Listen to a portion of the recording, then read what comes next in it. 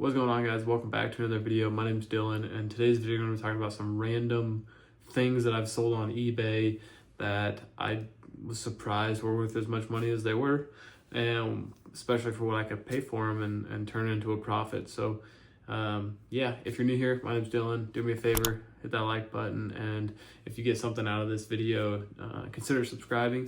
I'd like to preface these videos, I'm not an expert by any means, but I've been reselling stuff on eBay for about 6 months now, and I've learned quite a bit, I'd say, in the last 6 months, kind of trial by fire. I've been reselling, I resell full-time, I do furniture full-time, and I've been kind of doing smaller stuff for fun on the side. So welcome, it's nice to meet you. Let's hop right into this video. Actually, before we get started, stick around to the end. I'm gonna put a few categories and stuff like that. So this video is about random stuff that I find to resell on eBay, but I do have some categories and different niches, I guess you could say, that I do look out, I keep my eye out for, and that I consistently go back for. And if you stick around to the end of the video, I will go over a few of those categories for me. And they're not sunglasses and remote controls and all the other stuff you probably hear on eBay, or excuse me, on YouTube. Not that those are bad, but I just want to maybe have some additional categories you can keep your eyes out for. But so the first item we're going to start out with is this vintage General Electric clock. I find these pretty consistently in my area, and I've sold a few of them. They are pretty cool in my opinion. They're kind of retro and vintage, and there's a demand for them. And I only paid $3.28 for this, and I ended up selling it for $32.39 is what the buyer was all in after shipping. And after my fees and my cost to ship, I made about $13 and some change. So not a bad little flip, but especially for only putting $3 into it. I really like these ones where I don't gotta pay a lot for them, and I can triple my money. You know what I mean? So those are great, and definitely not to be overlooked. So next up on the list here, we'll do the Pivot Pod. This is a motion tracking system. It's for working out, I think. I wasn't exactly sure.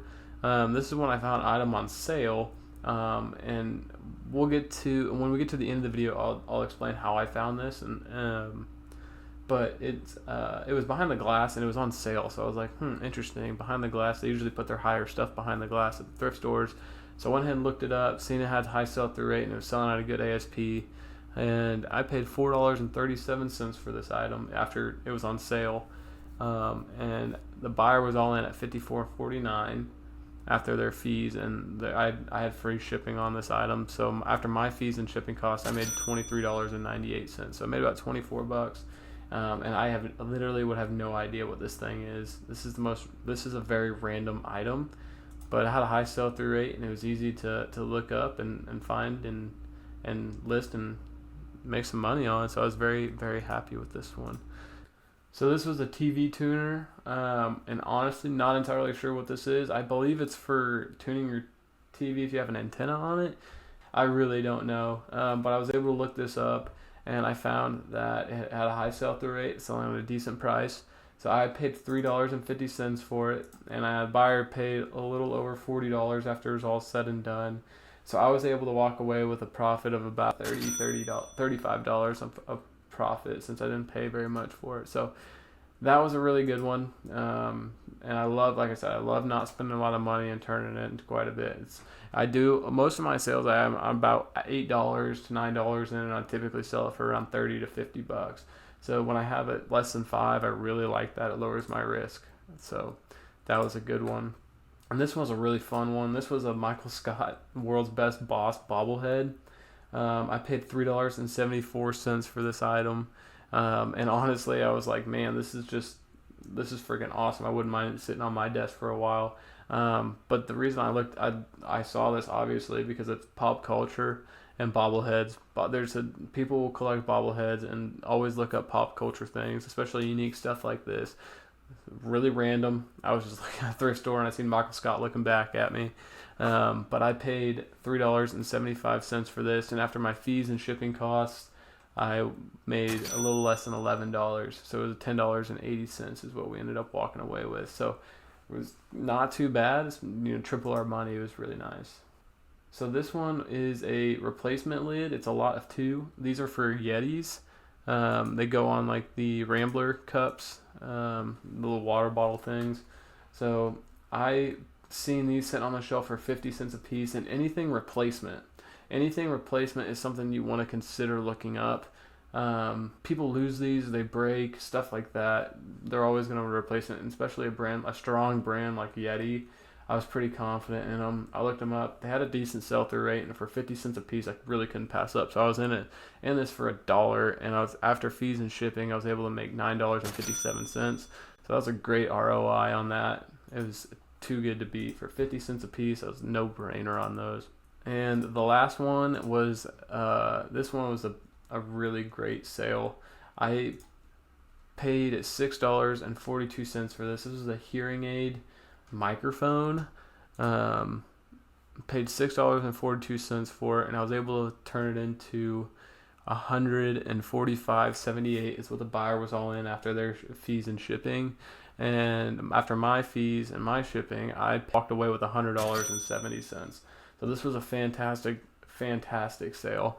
I love to find more of these hidden gems and make some extra money. It's fantastic. And I want to show you something real quick. If you don't know this, we'll go back to how I find these items and what I'm looking for. These are just random. We'll talk a little bit about the niches that I find myself in as well.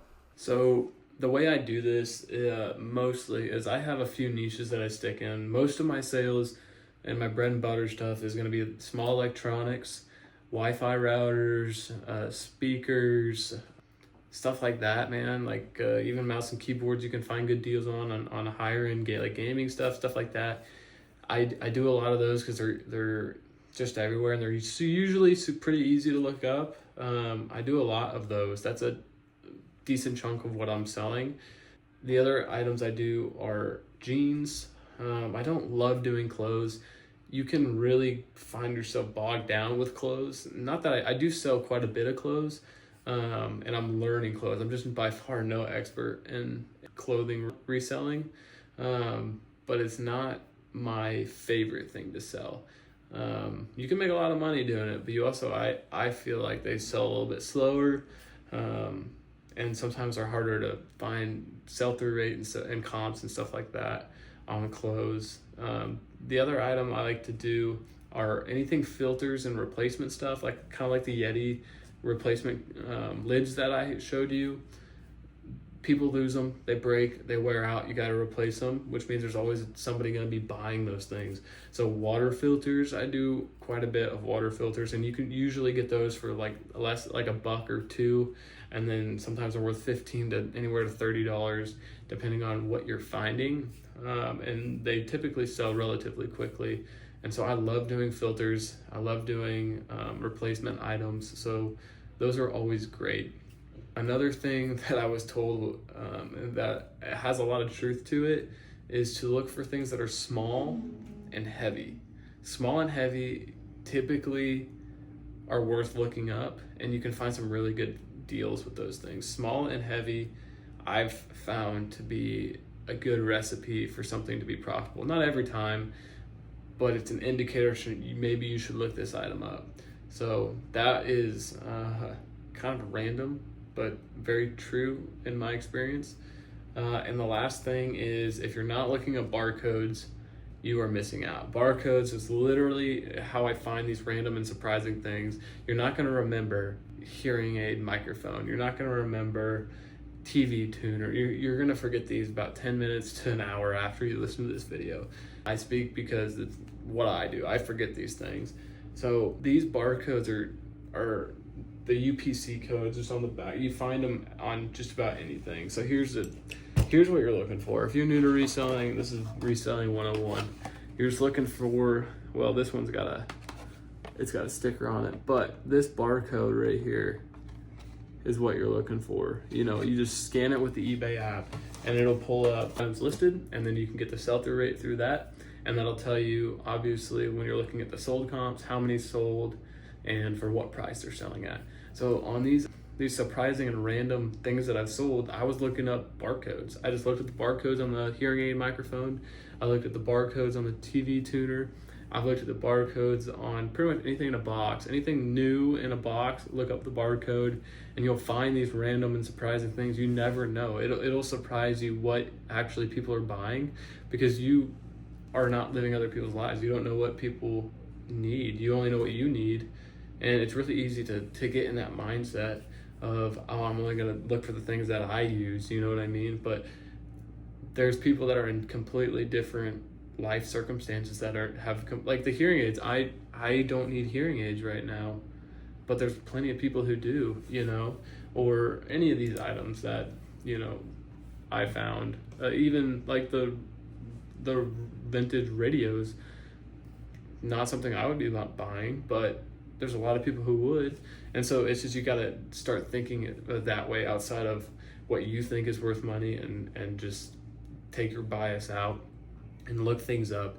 And barcodes are by far the easiest way to look them up and the fastest way to look them up. So that's how I find random things to buy and sell, and that's why I get so surprised when I find things that I never would have thought were worth money that are worth, you know, sometimes hundreds of dollars. So anyway, I hope this video was insightful for you. Maybe you can apply some of these strategies and ideas to your reselling, and hopefully make you some extra money. But yeah, man, do me a favor, hit that like button for me, and hit that subscribe button. I'm kind of not super great at this YouTube thing. I'm hoping the more I do it, the better I'll get. So hopefully you guys can give me some grace in that, and I'll see you in the next video.